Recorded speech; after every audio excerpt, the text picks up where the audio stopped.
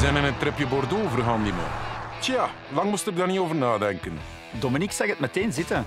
Voor een fijnproever is de Bordeaux-regio dan ook de max. Onze missie Rock'n'roll serveren in het glas. en op het bord. Bonjour. De wijnhuizen gooiden hun deuren open. Dus ik soigneerde, degusteerde, zoog massa's lucht naar binnen. En Dominique, Bronzeerde, pauzeerde, kookte en plukte de dag. Welkom in Bordeaux. Dat zien precies like de Chinese muur, maar dan in het lage. De Chihuahua-versie. Ja, dat zijn heel oude murkjes eigenlijk. Hè. Die zijn gebouwd door de Engelsen. Want de regio is hier eigenlijk 3 eeuwen lang bezet geweest door de Engelsen. Die heersten hier. En als de boten dan op en af vaarden naar Engeland met de wijn, dan kwamen ze terug met stenen. Omdat ze eigenlijk een ballast nodig hadden. Ze hadden gewicht nodig om niet te kapseizen. En zo zijn die stenen hier eigenlijk terechtgekomen en daar hebben ze die muurtjes mee gebouwd. En wel, voilà, kijk, zie. Hier rijden we over de Garonne. Ongelooflijk. Vrij een rustig water. Hè? Eigenlijk is dat een van de hoofdrivieren van Bordeaux. Hè? En we trekken eigenlijk naar de Sauternes, de regio waar ze de liquoreuze, de zoete wijnen maken van Bordeaux. En er is een klein zijriviertje op die Garonne. Dat is verantwoordelijk voor de ontwikkeling van de mist. Eigenlijk waar het edelrot, de ontwikkeling van de pourriture noble mogelijk is. Dus ik ga naar Château de Mirat. Een beetje de Sauternes herontdekken. En ja, misschien kun je ondertussen een potje koken of zo, wat denk je ervan? Ja, met plezier. En hoe zie je dat? Is dat een dessertje dat ik moet maken? Of, Nee, dat doe je eigenlijk absoluut niet meer om altijd Sauternes te gaan pairen met nagerechten. Ik zou een keer gaan voor een hapje of zo. Iets zout, nee? Een zoute kaas, een blauwe kaas, een als apéro. Oké, man. Ik weet niet genoeg. Is dat hier de Siron? Ja. Zet me niet meer af. Voilà, zie. Allee, Karel. Oké. Don't drink it all. Ciao, Huh? mateke. Have fun. Ciao. Oké, Sauternes. We gaan het wel lekkers klaarmaken. Nee? Het enige dat ik nodig heb is een vislijn en een bootje.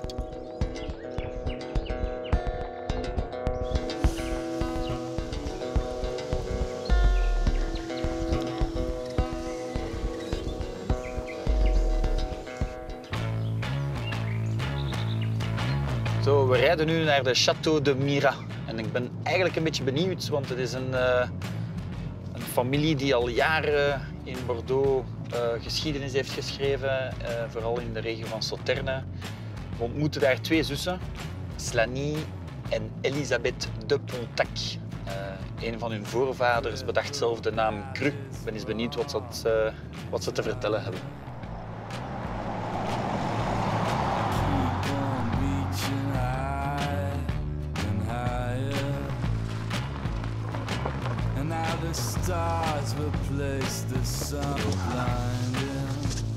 Ah, Bonjour, Andy. les 2 sœurs. Oui, Enchanté. Andy de Brouwer. Enchanté. Bonjour, Bonjour. Andy, Elisabeth de Pontac. Enchanté. Bienvenue Voilà. à Mira, bienvenue Merci. dans l'appellation Sauternes. Vous faites une petite inspection des vignes là. Voilà. On le fait ensemble? Eh ben, oui, avec plaisir. Comment se portent les raisins pour l'instant? La pourriture noble s'installe doucement, mais on ne va pas vendanger avant une quinzaine de jours, je pense. Mais ça peut évoluer très vite. Tout dépendra du Si on a climat. quelques beaux jours comme Voilà, aujourd'hui, exactement. ça Ces vins de Sauternes sont vraiment liés, c'est un petit miracle de la nature. Ils sont liés à un microclimat qu'on retrouve dans quelques régions du monde.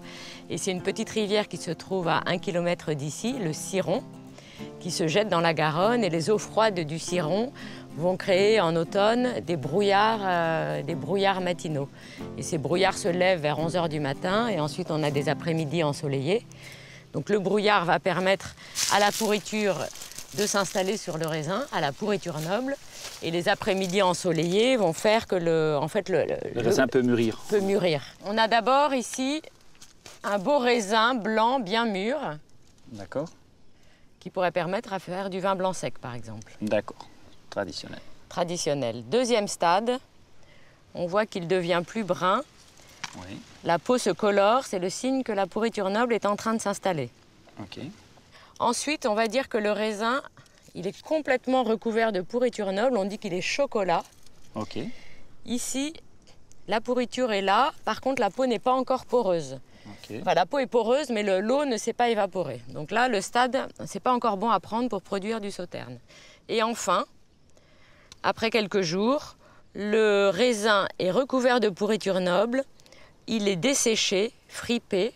L'eau s'est évaporée et on a ici toute la concentration aromatique. Après la vinification, on a combien d'hectolitres par hectare qu'on... Ça peut être très variable d'une année à l'autre.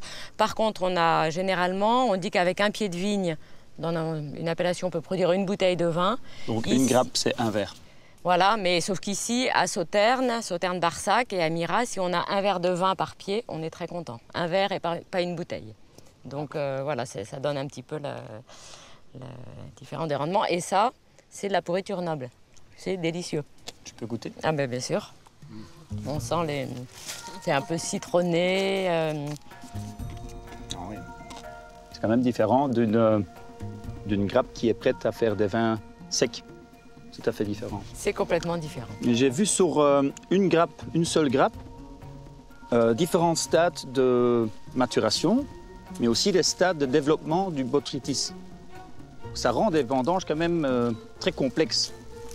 C'est ce qui fait la spécificité ici. Donc on dit qu'on va vendanger par tri successive, c'est-à-dire qu'on va être obligé, pour récolter dans le stade que l'on souhaite, on va être obligé de passer 2, 3, quelquefois jusqu'à 6 fois tout autour de la propriété, des 22 hectares de Mira, pour ramasser à la main uniquement la partie de grappe bonne à prendre, quelquefois la grappe entière, souvent la partie de grappe au stade qui est bon à prendre. D'accord, mais 22 hectares de vignes, ça prend quand même plusieurs semaines pour voilà. vendanger tout ça. Voilà, pour 22 hectares, ici on a à Mira une trentaine de vendangeurs, 30-35 vendangeurs pendant 1 mois et demi à peu près. D'accord, donc il y a quand même une forte influence du millésime finalement. Oui. Chaque année est différente. Chaque année est différente parce que c'est certainement un vin, les vins de Sauternes, qui dépend le plus du climat pendant les vendanges. La technique est vraiment faite par le vendangeur pendant les vendanges en fonction de ce que l'année va nous donner. Voilà. Au chai, c'est assez simple. Donc on peut dire que les Sauternes, ce ne sont pas vraiment des vins techniques en cave, mais que ce sont des vins qui se font vraiment dans le vignoble. Voilà, toute la technique, c'est vraiment le ramassage du raisin et de choisir le bon raisin et le bon botrytis au bon moment. Vous avez encore un petit peu le grand-oncle qui est là pour tout de même un peu coacher la génération. Tout à fait. Bah, lui, Mira, c'est un peu son bébé. Il y est né, il y a vécu toute sa vie, donc il a vraiment... Puis là, il nous fait partager son expérience. Ce qui est formidable. Voilà. Parce que il y a un millésime par an, donc finalement, l'expérience est longue à acquérir. Voilà, Bon, mijn visvangst was niet echt een groot succes, maar ik ben hier op de markt van Cadillac en ik ga natuurlijk heerlijke grondstoffen shoppen voor onze Aziatische bite voor vanavond.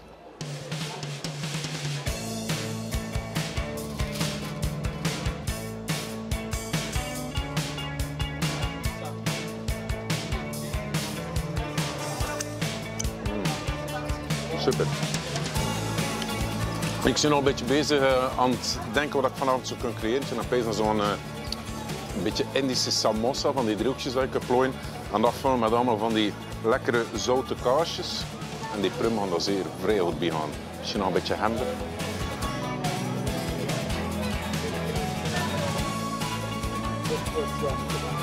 Goûtez le fromage, vous allez voir. Je voudrais bien 3, s'il vous plaît. 3. Ouais.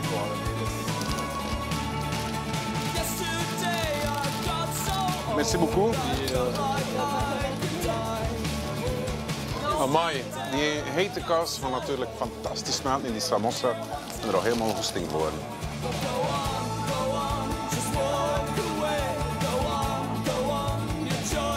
Bonjour monsieur, s'il vous plaît. Dat zuurtje van die appels zou wel vrij goed zijn bij die zoete witte wijn. Een beetje contrast hoor. Allez, merci beaucoup. Bonne journée. Salut.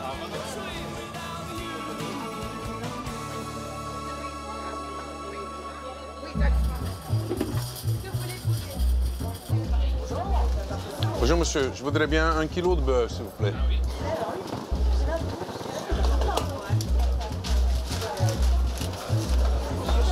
Salut. Voilà, en nu nog een stukje vis en dan hebben we alles. On prend un morceau de cabillaud alors. Ouais. Merci beaucoup, hein. Bonne journée. Salut. Ja, voor de Frans is het nooit te vroeg voor een aperitiefje.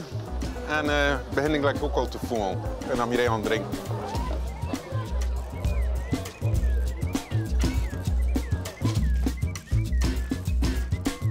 Let the bass kick.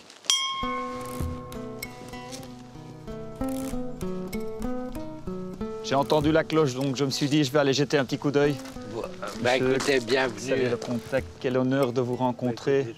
Alors le château de Myra, la famille de Pontac, c'est une longue histoire, racontez-nous.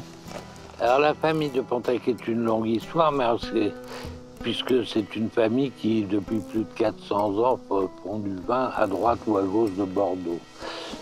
Même localement, la cathédrale de Bazas a été reconstruite par une famille. Dans l'histoire des familles, c'est jamais arrivé que pendant 3 générations ou 4 générations, on dépense ses sous sur une cathédrale.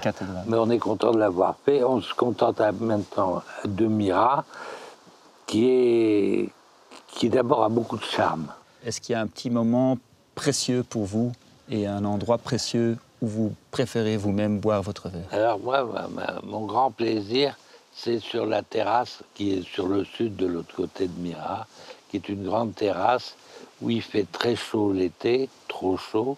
Donc le plaisir, c'est le soir très tard ou au printemps sur cette même terrasse. C'est de boire un verre de Sauterne, pas forcément vieux ou grand, mais lentement.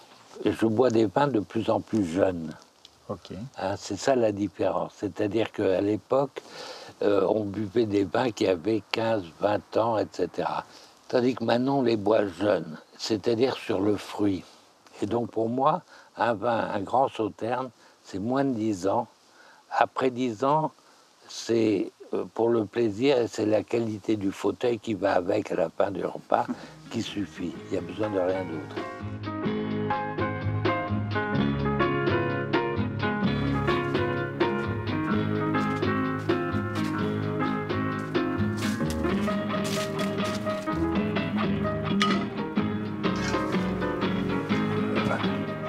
Voilà, en geïnspireerd op de filosofie van de Sauterne van mijn copain Andy, heb ik hier 2 hapjes dat we gaan klaarmaken. 2 samosas, soort aperitief hapjes.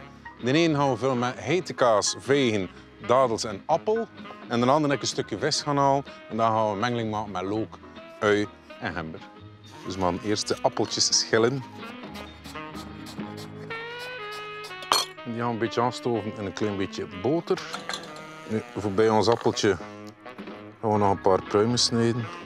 Ken ik wel chance, hè. Hier mogen koken, midden in de Wijnaard. Dat is de natte droom van iedere chef. Nee? Allee, dat is zeker van een chocolatier. En dan nog bij Sauterne wint. Machtig. Een beetje grove stukken. En dan een van mijn favorieten, een lekkere veeg.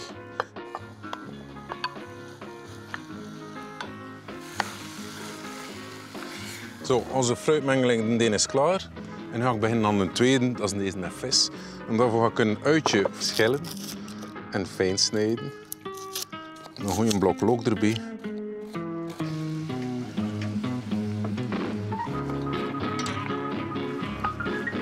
Voor de samosa met vis heb ik hier een stukje kabeljauw dat ik in grove stukjes snijden. Want dat ook nog aanstoven bij onze ui. Ik ga die nog extra spicen met een chilipeper en een stukje gember.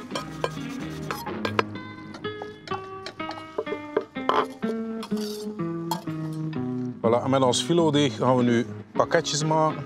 Dus ik spring dat gewoon een show in. Voilà. En nu is het plooien. We proberen altijd mooi in een driehoekje te gaan.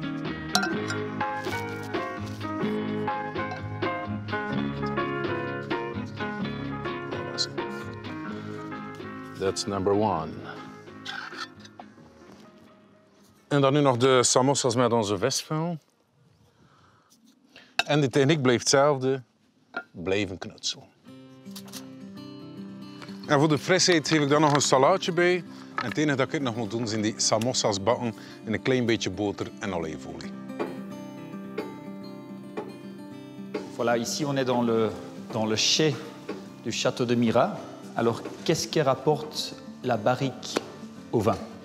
Alors pour nous, la barrique est avant tout un contenant parce que elle va nous permettre de séparer chaque journée de vendange. Comme on a des petits rendements, on va séparer chaque journée de vendange pour faire un lot et d'avoir comme ça, de choisir les meilleures qualités pour faire le château de Myra au final. L'élevage plutôt, il est de combien de temps? Donc l'élevage complet va durer 22 mois en barrique à Myra. Ok, un élevage assez long, de 22 mois. Et après ça, on va faire la mise en bouteille. Donc ça veut dire que tout le cycle, ça prend quand même 2 ans de temps. Donc mon oncle, dans les années 88, Xavier de Pontac, a mis cette horloge dans les chais pour montrer vraiment la notion de temps dans l'élaboration d'un vin. Entre l'année de travail à la vigne, les 2 mois de vendange et les 2 ans d'élevage, c'est vraiment un produit qui a besoin de temps pour être élaboré. Les bonnes choses, ça s'attend. Voilà, il faut avoir de la patience.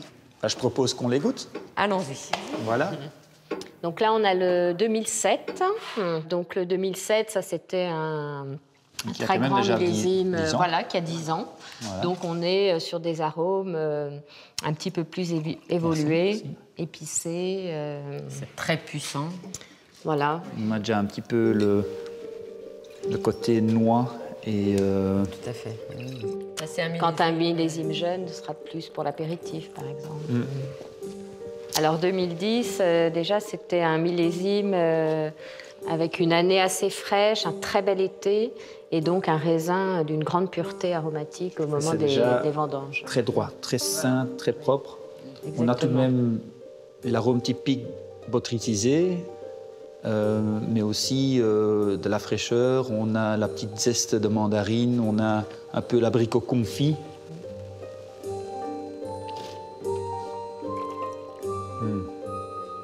En bouche, on a une belle, à la fois du volume et une belle tension, une belle longueur sur la fraîcheur et l'équilibre. Voilà, je crois qu'on a trouvé le vin idéal pour Dominique. Je crois qu'on va la ramener de l'autre côté et qu'on va la déguster en mangeant. On va manger. Ouais. Voilà, parfait.